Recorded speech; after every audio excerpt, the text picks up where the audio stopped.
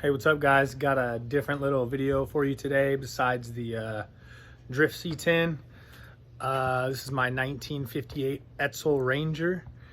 It is off the side yard, as you can tell. I've been doing a good amount of work on it since the drift truck is down.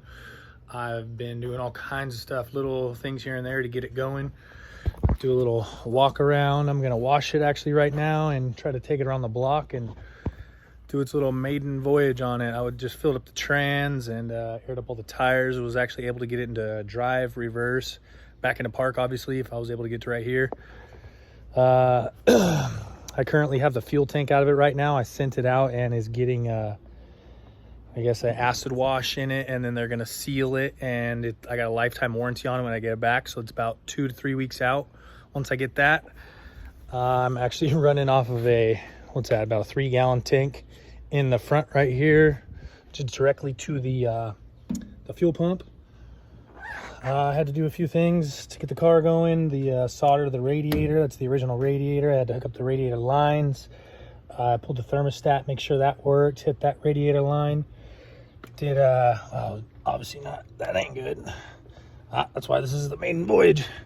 Gonna go everything first right now before I take it around the block, but yeah, I had to pull the brake line, and I was trying to blow air through it and it wouldn't work. I actually had to get a brake cleaner and air and do it back and forth a few times before I could get it to actually be clear to get brake fluid through it. I put both new wheel cylinders on each side in the rear. I just threw the seats in it for now. I got to reupholster that one, and it's got the rear seat in it. Got the fire extinguisher just in case for the maiden voyage. I'm using this little dial to shift the shifter through the floor. That was already cut out when I got the car. I put a new ignition on it, and it actually starts off the key. I'm very juiced on that. So I'm gonna wash it right now. There's a few other little things I had to do to it. Hook up the throttle return. The transmission cross member was out. The drive line was out. Whole bunch of shit was just like taken apart and the guy couldn't get it back together, or was in the process of getting it back together. I do have the hood. It was in a small fire, just the hood, so I gotta do a little massaging on the front, repaint it. I do have the hood hinges. That looks like it needs to be bent into place a little bit better. But yeah, I'm gonna get this car washed and pick you guys up back on the video while we go for this maiden voyage. So I'll see you guys soon.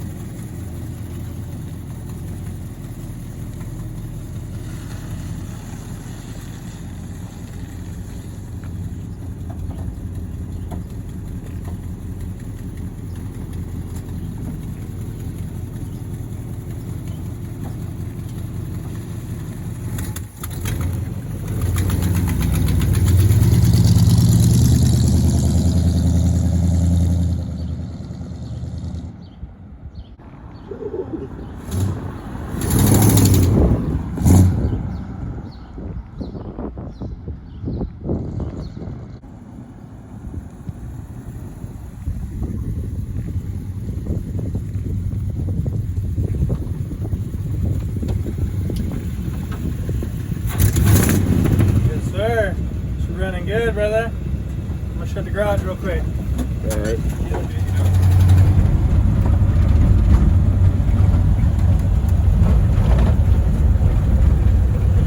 Whew, needs power brakes, bro. You gotta put them to the floor.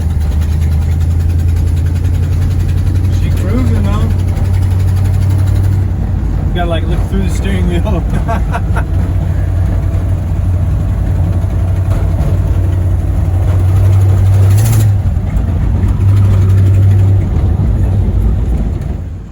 Right, she made it to the gas tank. Not running and driving in about 15 years. She took about a gallon and a half. Not sure if you can see that. We're just running on a 2-gallon gas tank right now. Waiting on the gas tank to get cleaned. resealed and back to us, and we will be with a 15-gallon or 20-gallon plus. So yes sir, she's looking good. My neighbor D, yes sir, she's out here. All right, what's up guys? So we made it back with the Edsel. We went, got gas, went clear across town. It's probably like 3 miles to my buddy's shop, drove it back. Some lady pulled out in front of us. We had to hit the brakes. It skeet skirted, locked up. Brakes work good. Work better if you pump them. Definitely need to get some power brakes in this thing. Probably gonna have my buddy rewire it with the auto wire 15 circuit. We were just talking, so we went to his shop. But we know it runs and drives off this wiring. All the wiring in the back, the brake lights all chewed up. The headlights aren't working, so that's what kind of wiring we're talking about. But yeah, we'll go around it. It's cleaned up. This is the ride height for now. We're probably gonna put some airbags on it. So maybe some 22-inch steely white, solid steely white rims to match the white, and then get it down on the ground. Obviously the interior needs to be redone. I found the headliner for 300 bucks. I found the carpet for 200 bucks. I just gotta obviously pull the trigger, buy it, and then get the front seat and rear seat reupholstered. But the good thing is I have both the seats, so you know what I mean? The hard part is done. I found the shit. Came with the car. But yeah. Supposedly it hasn't run and drove in 15 years from up on that mountain in that barn where I found it. 2 miles up a dirt road. So there's no issues, didn't overheat.